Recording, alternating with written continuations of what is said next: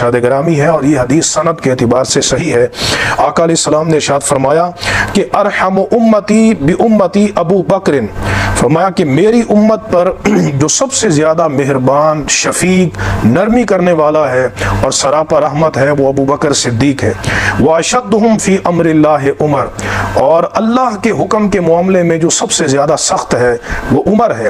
واصدقہم حیاء عثمان، وفی روایت واشد حیاء عثمان، فرمایا کہ میری امت میں جس ہستی کو اللہ رب العزت نے حیا کی صفت سب سے زیادہ عطا فرمائی ہے وہ حضرت عثمان غنی رضی اللہ تعالیٰ عنہ ہے۔ اب دیکھیے اسلام میں حیا کی کتنی اہمیت ہے کہ حضور صلی اللہ علیہ وسلم نے ایمان کے شعبوں میں اس کو خاص طور پہ بیان کیا، اور پھر اس حیا میں جو سب سے فائق تر ہے وہ حضرت سیدنا عثمان غنی رضی اللہ تعالیٰ عنہ۔ صحیح مسلم کی جو روایت ہے اس کے اندر یہ لفظ